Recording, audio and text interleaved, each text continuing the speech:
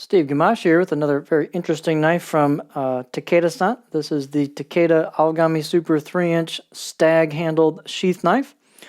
So this, as mentioned here, has Takeda's kind of classic AS construction. Looks just like its kitchen knives from that kind of point of view, the aesthetic. The core steel is Aogami or Blue Paper Super, Hitachi reactive high carbon steel. Heat treats around 61, 62 Rockwell. He doesn't by hand, by eye. The construction is a 3-layered sandwich with a soft iron cladding on either side of that core steel, that Aogami Super. And we'll get a look, but it's got a Kuda-uchi finish over the top of that. The weight on the knife is 3.6 ounces or 102 grams. And the edge length, which I measured from where the actual ground edge starts, not including the ricasso, is about 71 millimeters. About 2.8 inches. And then the entire blade from tip to where the bolster starts is about 76 millimeters, so about 3 inches. The overall length is about 184 millimeter or 7 1/4 inches. And the spine thickness coming out of the handle, which is pretty much all the way across the blade, is about 3.13 millimeters, about 3.1 millimeters. And we'll get a close-up look at this, but it maintains a very stout build all the way across.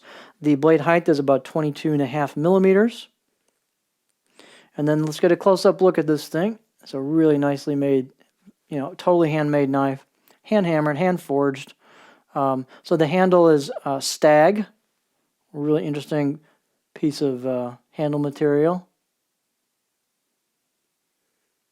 And it is worked around the tang. So there's two pieces on a slab and they're joined together around a hidden tang.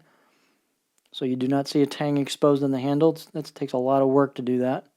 And a lot of real good grip on this because of the figuring on the Stag horn. You can see the pins on it have been polished all the way around, and they are exposed where the texture needs to. By nature of the handle material, there is a small lanyard line, metal lined lanyard hole. So the handle on this, I guess the assembly was done by Kansei Matsuno. Of course, the blade by Takeda-san. It's got the classic AS style cladding with a little bit of the crinkling pattern to it. Here you have his standard kind of kanji and miniature there on it. The blade does have a little bit of a kind of a bow in, so I'd call it kind of a drop, pretty much drop point style.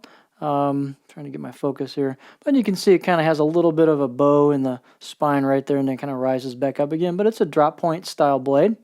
The grind to me is kind of, what people would kind of categorize, I guess, as a saber grind. But it is a zero grind. It goes all the way right out to that very edge, as Takeda does on his knives. And you can see the tip maintains very much stoutness to it. Probably a poor word there, but it's pretty stout all the way out. The out-of-the-box edge is stupid sharp, as these tend to be. And you can see the cladding and the core steel meet. Again, this is a very, very nicely constructed knife. It's solid construction, completely handmade. It's got a good feel in the hand. My hands are medium size with kind of shorter fingers, but I guess kind of a decent medium size, fist width-wise. And I can get 4 fingers on it with no problem. If you've got a really big hand, you might be going over it a little bit, but it's kind of a little bit thinner handle and a little bit wider, but it's really fits the knife well. And you've got your choil here in the back of the blade guard on it. You can get up real easy for detail work. It's short enough where you can get your finger up here if you need to. And just a pretty comfortable handle, actually. Definitely got a lot of grip to it, ton of grip. So it also comes with a sheath. So this sheath is nicely made, and it fits the knife well. It does have a retainer to go around the blade guard, the choil at the bottom there, and it's got kind of dyed burnished edging on it, white stitching, thickly made. It's just, pretty heavy duty. So the knife goes right in there. Catching the tip, but anyway. Knife goes right in there and then it snaps in. And then you might want to put a little bit of a spacer back inside maybe the belt loop, possibly to tighten that up just a little bit because it can kind of pull through there. So it could be just slightly tighter on the snap part of it, but you could remedy that by putting something on the back loop inside the belt loop to make that effectively tighter if you wanted to do that. But it's very nicely made sheath. Looks like you can do about a 2-inch belt on this, 1 3/4, maybe 2-inch belt.